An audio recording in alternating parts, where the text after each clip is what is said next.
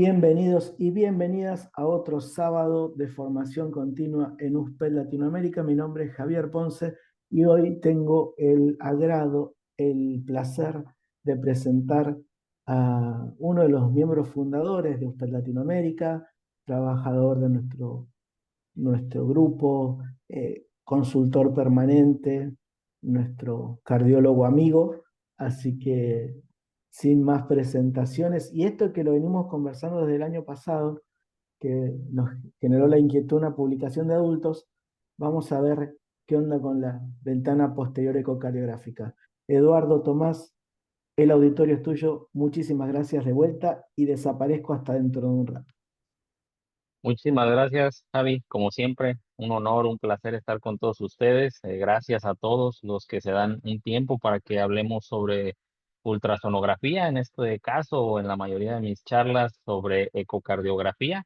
Y como justamente lo platicaba Javi, nos llamó la atención hablar sobre la ventana posterior a una publicación que existió por ahí el año pasado, ya que no es una ventana que habitualmente escuchemos, muy probablemente que tampoco la apliquemos con regularidad en nuestros pacientes, y por ello pues planteo como algunos objetivos dar a conocer la utilidad de esta ventana, la llamada ventana posterior.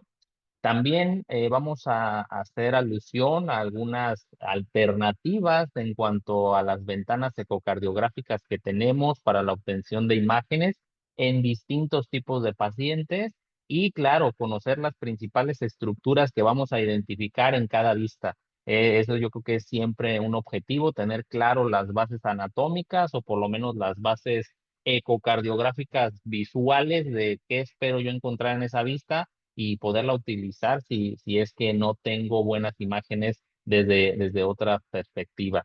Y pues obviamente de todo lo que vamos a hablar y a platicar en el día de hoy, introducirlo a nuestras unidades y a nuestros pacientes, porque realmente es así como surge también esta llamada ventana posterior. Hablamos sobre ventanas ecocardiográficas, sobre aquellas regiones que ya de forma habitual están establecidas, que ya todos, urgenciólogos, intensivistas, pediatras, personal de medicina interna, de cardiología de adultos, de cardiología pediátrica, conocemos, ¿no? Las habituales, las que realmente casi siempre se utilizan, son aquellas vistas paraesternales, apicales, supraesternales, y también creo que el año pasado por ahí cuando tuvimos una charla comenzaba yo a decirles de la utilidad que la vista o ventana subcostal tenía para nosotros los pediatras e incluso para muchos neonatólogos o que tratan con pacientes recién nacidos o de muy bajo peso. La ventana subcostal siempre se ha convertido en una buena herramienta para observar, yo diría, la totalidad de la estructura del corazón. Puedes obtener función, puedes obtener anatomía, puedes ver hemodinamia, entonces es algo interesante. Pero entonces nos surgía esta pregunta al decir, ¿y la ventana posterior realmente tiene una utilidad? ¿De qué estamos hablando? ¿Por qué se le llama posterior?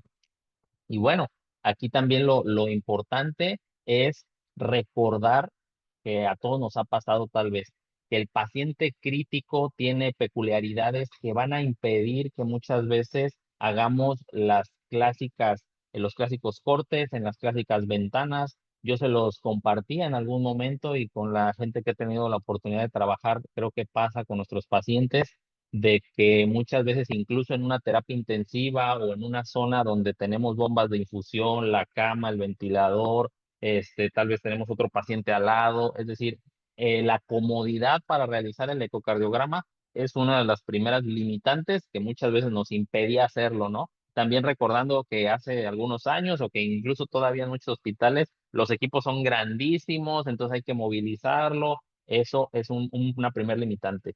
Y posteriormente, si hablamos exclusivamente del paciente, pues también habrá patologías o habrá estados, tal vez una cirugía en el tórax, tal vez la colocación de sondas pleurales, en fin, innumerables aparatos o innumerables artefactos que nos impidan realizar un ecocardiograma de forma habitual o real. Muchas veces, por ejemplo, en cardiología también o en las terapias intensivas cardiovasculares, tenemos pacientes monitorizados en los cuales tan solo los electrodos adhesivos o como les decía, un catéter venoso, una traqueostomía, nos impiden realizar una evaluación ecocardiográfica completa. Entonces, hay planos que surgen por la necesidad de tener imágenes óptimas durante la evaluación, porque no nos queda duda de que el ultrasonido es de mucha utilidad para evaluar a nuestros pacientes y para tomar decisiones. En 1995, digamos que es cuando aquí este autor, Wagner, describe por primera ocasión la llamada ventana subescapular retrocardíaca. Es a la ventana que nos referimos, la ventana posterior. Y él la describía o mencionaba, tal vez en una necesidad literalmente de buscar dentro del tórax una región en donde las estructuras pudieran visualizarse, porque desde las ventanas habituales no era posible. Entonces, así se describió, ¿no? Él como que fue buscando la región, por decirlo de esa manera, y tuvo que llegar hasta la región subescapular. Muchas veces en pacientes que tienen una gran cardiomegalia, nosotros mismos nos encontramos con el asombro, podríamos decirlo así, que comienza uno en la línea paraesternal y tiene que irse movilizando y como estás observando la pantalla, de repente ya estás súper posterior o ya estás muy inferior o ya estás en una, o en los pacientes que tienen dextrocardia, pues ni hablar, ¿no? Tuviste que haberte cambiado al lado derecho del tórax. Entonces, son necesidades que surgen y por eso mismo podríamos hablar de las indicaciones. ¿Cuándo estaría indicada esta llamada ventana posterior, ¿no? Buscar esta zona de mayor facilidad. Puede ser en derrames pleurales, obviamente en todos aquellos pacientes en los cuales no tenemos las imágenes óptimas en las ventanas o cortes tradicionales, podríamos seguir buscando un área a través de donde el ultrasonido nos pueda dar información. Claro, si la mala ventana ecocardiográfica en un paciente por X o Y razón, por otra patología en el pulmón, en el abdomen, no nos permite una buena imagen, pudiéramos optar por ella. Y también se describe incluso en pacientes con gran cantidad de tejido adiposo en el tórax anterior o incluso en el abdomen, ya que esta región lateral o lateral posterior tiende a tener incluso menor cantidad de tejido adiposo y eso pudiera facilitar la realización de estas imágenes. A pesar de que estas son las pequeñas indicaciones que podemos llegar a encontrar en los pocos reportes o en la poca literatura que existe acerca de la ventana posterior, es real que nos permite evaluar ciertas estructuras específicas, ¿no? También, tal vez aparte de las patologías, por ejemplo, la aorta descendente es una región en donde si logramos obtener la imagen, la evaluación de nuestra aorta descendente puede realizarse muy bien. El pericardio posterior y por lo tanto también si tuviéramos un derrame pericárdico, un derrame pleural e incluso pues ya no solo en la evaluación cardíaca, sino en la evaluación pulmonar, la evaluación de condensaciones pulmonares en esa región del tórax. El, la patología por excelencia, o incluso donde los dos o tres casos que existen en la literatura reportada con ventana posterior se llevó a cabo, fue en el derrame pericárdico o en el derrame pleural. Ambas patologías, digamos que generan una cavidad de líquido a través de la cual el ultrasonido pues obviamente facilita la obtención de imágenes. Tanto puede ser, como les decía, en derrame pericárdico o en derrame pleural. En esta imagen donde les pongo el derrame pleural izquierdo, tenemos que ese mismo derrame genera un desplazamiento de nuestro pulmón, ¿no? Porque muchas veces si nosotros intentamos hacer esto en cualquier paciente que no tenga este tipo de patologías, el primer problema que nos enfrentamos, pues es la imagen del pulmón. El pulmón no nos va a dejar ver desde esta vista al corazón. Entonces, digamos que aquí nos vamos a ayudar del derrame pleural que ya desplazó y que aparte llenó de líquido esta área. Entonces, esa combinación y esta creación del espacio líquido favorece la obtención de imágenes.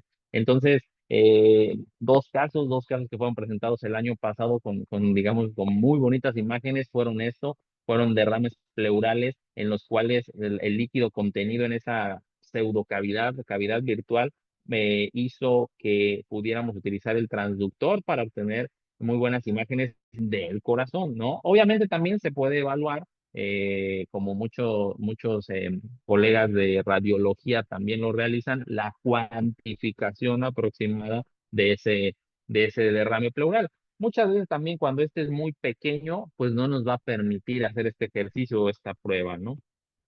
¿Qué recomendaciones nos dan? Obviamente también pensando en que la gran mayoría se ha descrito en adultos, pero que bueno, se empiezan a establecer ciertas recomendaciones para la obtención de estas vistas, pues que la mejor posición para realizar la ventana posterior es en una posición sentada o semisentada de nuestro paciente.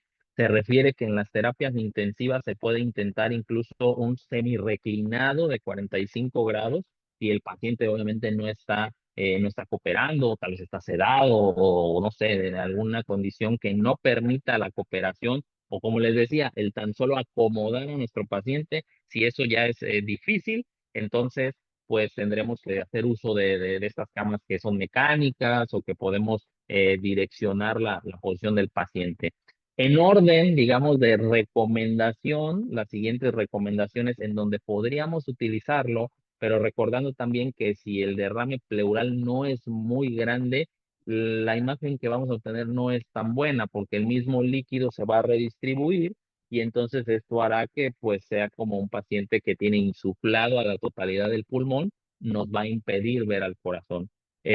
La siguiente es más o menos la que muchos, incluso cardiólogos de adultos, están muy habituados a realizar, que es el decúbito lateral izquierdo, intentando desplazar la silueta cardíaca, o mejor dicho, la masa total del miocardio, y aparte también redireccionar el líquido que tenemos ahí, ¿no? Es como hacer un uso del líquido interno para poder mejorar nuestra imagen. En dado caso de que esto no funcionara, pues alguna de las otras posiciones en decúbito son como pequeñas alternativas en las cuales no se asegura que vamos a obtener buenas imágenes, pero sería probar. O sea, literalmente sería probar acostar a nuestro paciente, rotarlo a la derecha, semisentarlo, rotarlo a la izquierda e intentar buscar esas imágenes que no nos ha sido posible obtener por ventanas habituales. Eso yo creo que también es bien importante. La ventana posterior entonces va a ser de utilidad cuando no hemos hecho buenas imágenes o fue difícil obtenerlas de la parte habitual, ¿no? Muchas veces tal vez la ventana posterior como primer ventana o como única manera de obtener imágenes va a ser difícil, es como una opción que nos queda después de esto. El que se recomienda, pues la verdad se recomienda que sean transductores sectoriales para la realización de la ventana posterior. El sitio en donde se recomienda, también hay varias recomendaciones y sitios que al no estar tan descritos por guías oficiales y al no realizarse de manera habitual, digamos que son un poco más recomendación de expertos o recomendación de personas que han utilizado esta ventana para realizarlo. El lugar donde más se describe es la línea axilar posterior, es donde realizaríamos, digamos, nuestra primer imagen o donde intentaríamos ver si se pueden obtener buenas imágenes de corazón entre el cuarto y quinto espacio intercostal con el índice o muesca de nuestro transductor apuntando dorsalmente, ¿sí? Hacia el dorso del paciente, vamos a apuntar nuestra muesca en el cuarto quinto espacio intercostal, línea axilar posterior. Posterior a esto, entonces podríamos hacer movimientos o rotaciones para intentar obtener las imágenes y ahí también pues es más empírico que algo que digan en ese sitio, en esos grados, dirigiéndolo hacia allá vas a obtener la imagen. Es un poco que nos pongamos nosotros a intentar obtener la imagen perfecta o por lo menos la que nos ayude a tomar una decisión. Otras recomendaciones que, como les digo, también nos pueden ser de utilidad es que la muesca apunte hacia el hombro derecho del paciente, considerando que ya estaríamos en la línea axilar posterior o que incluso, como en las primeras descripciones, podría intentarse subescapular.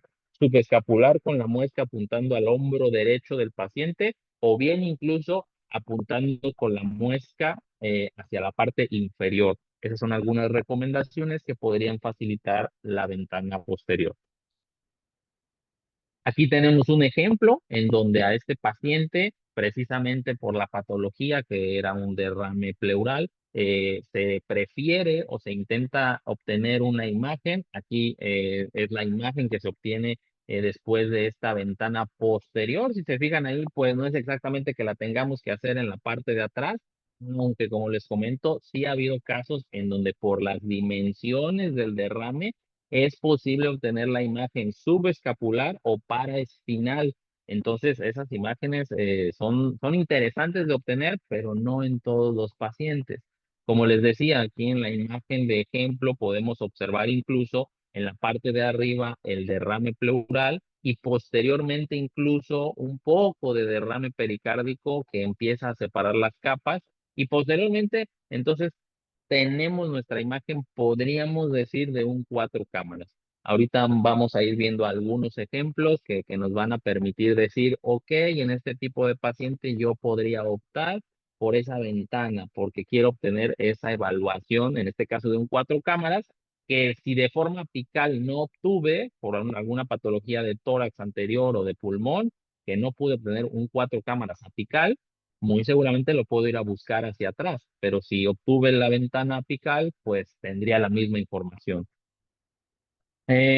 Eh, Así como lo hacemos del lado izquierdo, como les decía, esto entra incluso ya dentro de la evaluación pulmonar, no solo cardíaca, pues podríamos utilizar este plano axilar posterior derecho, ¿no? Así, tanto en el izquierdo como en el derecho. Y obviamente aquí, pues sería la evaluación del pulmón, en donde observamos nuestro pulmón. En este caso, observamos una condensación y además la presencia de derrame pleural. Eso es si lo utilizáramos del lado derecho. Entonces, en ambos lados, como parte de la misma ecografía pulmonar, se puede utilizar, pero se ha dado cuenta que en aquellos con derrames, sobre todo masivos o muy grandes, las imágenes del corazón pues eran posibles. Aquí, vean cómo la cantidad de derrame pleural es muchísimo más grande que lo que veíamos en la primera imagen de ejemplo. Y entonces aquí, si nos posicionamos en la línea axilar posterior y dirigimos la muesca hacia el hombro derecho del paciente, podríamos obtener lo que igualaría a un eje largo paraesternal. Y por lo tanto, este eje largo paraesternal nos permitiría evaluar la función cardíaca, es decir, obtener una FEBI, obtener las mediciones que obtenemos con el M, con el modo M del ultrasonido. Entonces, es como que alinearse, buscar estas estructuras y podría ser útil nuevamente. Esto si no pudimos obtener el eje largo paraesternal de una forma habitual, porque si no, pues incluso puede ser más difícil que lo estemos buscando de esta manera. Y recuerden la importancia, en este caso también el paciente tenía derrame pleural. Si no tenemos derrame pleural o por alguna situación, pues la presencia de líquido va a ser imposible casi casi que obtengamos estas imágenes haciendo una rotación de 90 grados en este mismo paciente, continuando en la línea axilar posterior, entonces pasaría lo mismo que sucede cuando hacemos esa rotación en la parte anterior del tórax. Podríamos ver lo que es un eje corto ventricular, en este caso al centro de forma circular con su anatomía habitual, encontramos al ventrículo izquierdo. Entonces, esta vista también nos permitiría obtener, por ejemplo, ahí una fracción de eyección de este paciente o una evaluación, por ejemplo, si siguiéramos recorriendo y nos hiciéramos anteriores o más posteriores, buscando la alineación y la aparición del ventrículo derecho, pues también podríamos evaluar el septum interventricular para, no sé, por ejemplo, en un paciente que sospechamos que aparte del derrame y de la patología pulmonar tuviera muy elevada su presión, pues sí, recordar también eso en los pacientes con neumonía, con derrame, con hipoplasia, por lo regular y por la misma patología pulmonar, pues se esperaría que tengan presiones estimadas elevadas, ¿sí? No estaríamos hablando de una enfermedad vascular como tal, pero sí podríamos decir está afectando la función cardíaca derecha o incluso ya después izquierda. Siguiendo en la línea axilar posterior, igualmente haciendo la misma rotación o siguiendo con nuestra rotación y alineándonos hacia anterior o posterior, o sea, es buscar esa alineación, podríamos obtener incluso un eje cuatro cámaras, ¿no? Aquí observaríamos nuevamente derrame pleural en la parte superior, ambos ventrículos y bueno, en este caso, pues un poco de la aurícula derecha, un poquititito de la aurícula izquierda, es decir, son cortes que no son perfectamente los cortes habituales de 4 o 5 cámaras, pero volvemos a lo mismo. Si no lo hemos podido obtener de otro lado, definitivamente podríamos hacerlo desde esta línea axilar posterior. Esa es la primera imagen que les mostraba, ¿no? Del ejemplo que veíamos ahí en el paciente adulto, en donde igual, aquí tal vez sí se observa un poco mejor el eje 4 cámaras, pero nos permite evaluar no solo, como les mencionaba yo, el derrame pleural, el derrame pericárdico, sino incluso también las patologías pulmonares que pudieran ser la presencia de atelectasias o la presencia de condensaciones. Eso también es de utilidad, pues como cualquier ultrasonido pulmonar, ¿no? Siguiendo, y esto es nuevamente en pacientes tal vez más pequeños, ¿no? Que no tengan tanta masa eh, muscular o vaya tejido adiposo, podríamos ver esta la que les comentaba yo, la ventana paraespinal, es decir, ya nos fuimos desde la línea axilar posterior hacia la línea paraespinal, discúlpenme, y entonces aquí lo que nos permitiría evaluar es la aorta torácica, incluso la aorta ascendente o la aorta descendente, dependiendo muchas veces incluso del tamaño de nuestro paciente. Entre más pequeños sean, así como la ventana subtifoidea, ¿no? Era la que les mencionaba que tenía una ventaja para evaluar todo el arco aórtico desde la salida del ventrículo izquierdo hasta la aorta a veces descendente o torácica o abdominal incluso. Pues esta ventana nos podría permitir, por ejemplo, en un paciente que sospechamos que el flujo hacia la aorta descendente no es bueno, o que está coartado, o que alguna patología me está impidiendo una buena evolución en el paciente, pues también, si me voy más para atrás, pudiera evaluar la aorta. Nuevamente, si no se tiene el derrame, va a ser muy difícil porque tan solo la estructura del pulmón, pues va a limitarnos que podamos ver otras estructuras. Las limitaciones, pues ya estábamos platicando, ¿no? Que su utilidad de esta técnica es bastante limitada en ausencia de derrame pleural. Es decir, si no hay derrame pleural, aunque aquellas indicaciones que platicábamos en las diapositivas iniciales estuvieran presentes, pues es buscarle, es intentarlo, pero definitivamente, pues si no se tiene este derrame, no se ha visto como que la misma utilidad. Hablando de la interposición del pulmón, ¿no? Si el pulmón está totalmente aireado y está funcionando bien y no tiene patología, pues realmente es como si estuviéramos evaluando el pulmón y no el corazón. En ocasiones se dificulta, ya lo mencionábamos, por la misma posición del paciente y por el tener que movilizarlo, ¿no? El posicionar al paciente se convierte en una limitante si no tenemos el espacio disponible o si tal vez el peso del paciente, ¿no? También tenemos eso, que hay pacientes pediátricos también que ya van más hacia la adultez que hacia lo pediátrico en cuanto a peso y tamaño. Entonces, pues todas esas limitaciones, cuando no se puede, pues intentarlo en la línea axilar posterior o hasta donde se me permita y hasta ahí. Tenemos otras, digamos, vistas o ventanas que no son la posterior, pero que surgen igualmente como una necesidad. El punto primario es no pude obtener mis imágenes habituales como realmente lo hacía, entonces ahora debo de buscar otros espacios, espacios intercostales, regiones con líquido, sitios en donde el haz de ultrasonido puede brindarme información. Entonces, otra de las que me gustaría aprovechar el momento para hablarles, porque pues como les decía, tal vez es una clase, un repaso muy rápido, pero aprovecho, ¿no? De así como surgió la duda con la ventana posterior, de estas 2 o 3 ventanas que también traigo adicionales, que son de mucha utilidad cuando la ventana habitual no fue posible. La primera de ellas que me gustaría comentarles es la llamada paraesternal derecha, ¿no? Entonces, en la paraesternal derecha, lo que nosotros intentaríamos evaluar es la aorta ascendente y el tronco de la pulmonar.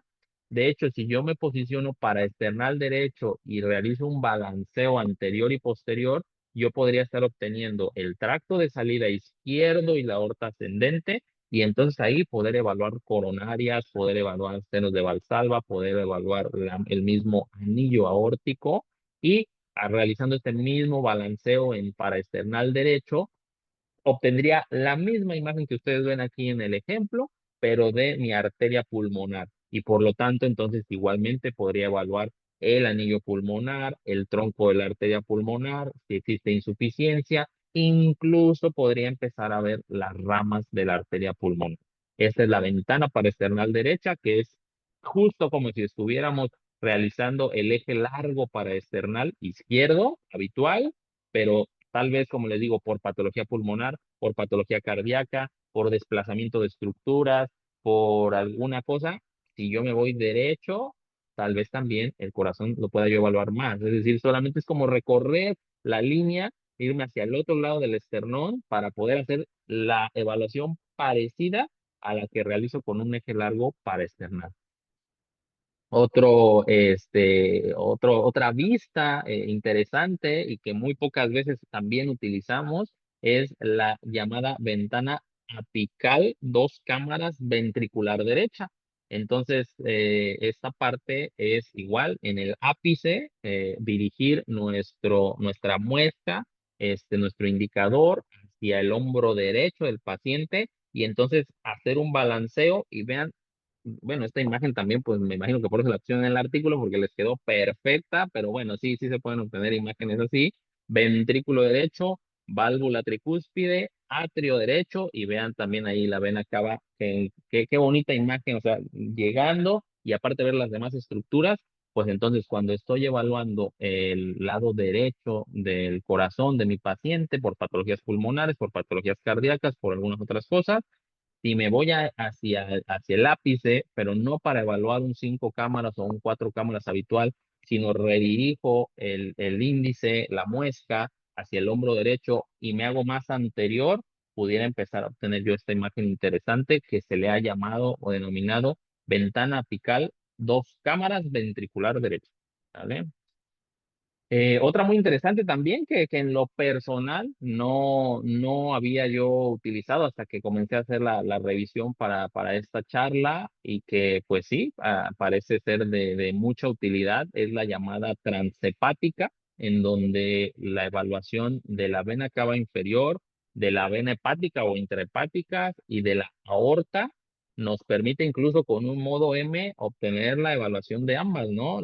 Incluso la colapsabilidad o distensibilidad de la vena cava y debajo de ella, en nuestro modo M, a la aorta. Entonces ahí también podremos evaluar la pulsatividad de la aorta, lo que veíamos, la respuesta y la evaluación que hacemos a nuestra vena cava, pues si desde otras vistas es más difícil, es interesante, solamente aquí tiene que estar en decúbito nuestro paciente con el transductor colocado ahora del lado derecho, igual entre cuarta, quinta, espacio intercostal y la muesca dirigida superior hacia la parte de arriba. Igual, intentar buscar esta imagen y posteriormente colocar un modo M para obtener esta imagen de la aorta y de la vena cava. Siguiendo con la ventana transhepática también, pues se obtienen algunas imágenes interesantes nuevamente para evaluar una imagen de 4 cámaras. Aquí ya hicimos una rotación de lo que sería nuestra muesca, de nuestro transductor, y aquí también se pueden obtener la visualización de los ventrículos de ambas válvulas, tanto mitral como tricúspide, y obviamente de las aurículas. Entonces, una evaluación también 4, incluso a veces refieren el famoso 5 cámaras, es todavía más difícil, ¿no? Porque, pues, digamos, cada vez queda más alejada la salida de la aorta, pero utilizar al hígado, digamos, en este caso, se utiliza al hígado para poder obtener las imágenes, que también como pueden observar acá en la imagen de la derecha, pues observamos en la parte superior lo que sería la estructura del hígado y posterior e inferior lo que sería el 4K. Por ello, les hice esta pequeña tablita en donde aparte les menciono otras dos. Serían las ventanas alternativas que tenemos para la evaluación del corazón cuando nuestras ventanas habituales no están disponibles. La primera de ellas, ya lo dijimos, fue el tema principal, digamos, de la charla del día de hoy, que sería la ventana posterior. En caso de derrame pleural, es el mejor de los usos, es cuando va a ser muy práctica y pues podemos intentarla, ¿no? La otra ventana que no hablamos como tal en la presentación, pero que es de mucha utilidad para nosotros, es también el eje corto paraesternal alto o paraesternal derecho. Tienen una similitud, ¿no? Es parecido a lo que les decía cuando estamos evaluando el eje largo paraesternal y que les decía nos pasamos a la derecha. Entonces, cuando estamos evaluando el eje corto, subimos uno o dos espacios intercostales y eso nos beneficia para poder ver las ramas pulmonares. En la paraesternal derecha, en donde evaluaríamos la aurícula derecha, la tricúspide y el ventrículo derecho, la transhepática, que ya fue la que evaluamos, que fue la vena cava inferior y el cuatro cámaras, y la subcostal, era lo que les mencionaba. La subcostal, sobre todo si mi paciente es pequeño, entonces ahí tendríamos la oportunidad de evaluar desde la salida del tracto de salida izquierdo, la aorta ascendente, el arco aórtico, los vasos supraórticos, la aorta descendente en neonatos y también en infantes pequeños. Entonces, a manera de resumen y de conclusión, pues bueno, la ventana posterior, al igual que otras de las que les pude mencionar, son de utilidad cuando las imágenes que se obtienen por ventanas tradicionales no son óptimas. En ausencia del derrame pleural, pues las ventajas son limitadas. Tal vez por ahí quedarían las últimas que les mencioné, que bueno, en esas no tiene que haber derrame pleural, sino se pueden utilizar de forma habitual. Incluso se pueden sumar al protocolo habitual de la realización de POCUS en cardio, ¿no? En nuestras terapias.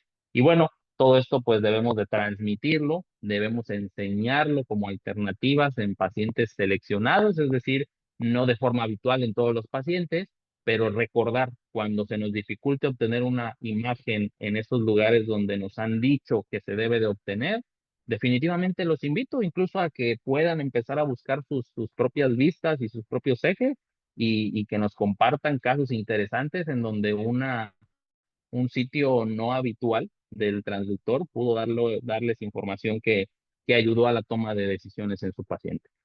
Y pues muchísimas gracias. Estoy aquí para dudas, preguntas y comentarios y como siempre pues les agradezco. Excelente, Tomás. La verdad es que me quedé con esto de las ventanas. Eh, qué interesante que podamos generar, porque a veces uno se encuentra con pacientes con ventanas hostiles y que no le logramos medir, mirar. Entonces, estar muy atento cuando estamos improvisando, estamos generando nuevas formas de evaluar, como para después compartirlas y que eso le resuelva una situación quizás a otra persona, que es lo que ha hecho seguramente nuestros colegas que han escrito estas cosas. Se han visto en un conflicto y lo han resuelto y después lo han mostrado. Así que sumamente interesante, a ver si hay alguna pregunta. Hay acá un saludo. Solo que nos va a quedar pendiente, y eso se lo vamos a pasar. No la vi a Rielka si estaba hoy, pero que es muy gráfica nuestra amiga, si no la vamos a convertir. Hacer un pequeño, ¿viste ese instructivo gráfico que tenemos, que hemos armado de las ventanas tradicionales? Vamos a ver si podemos armar uno del cuadro que vos hiciste para después compartirlo con el grupo. La verdad es que interesantísimo, interesantísimo y me quedo con un montón de información para practicar. ¿Alguna pregunta, comentario de nuestros amigos? Ahí está Gustavo de Santa Fe, quien me andaba, está gente, está Reinaldo, mira, está Reinaldo de Bolivia, está Kevin de Nicaragua, estaba Pablo de Chile, está Néstor de México, están todos apabullados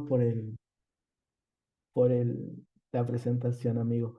Muchísimas gracias. Unas últimas palabras te dejo y nos encontramos el sábado que viene. Muchísimas gracias. No, pues a todos, espero os haya sido de utilidad y al igual que a nosotros nos haya resuelto un poquito la duda. Y yo creo que nos deja esa invitación, como dices, ¿no?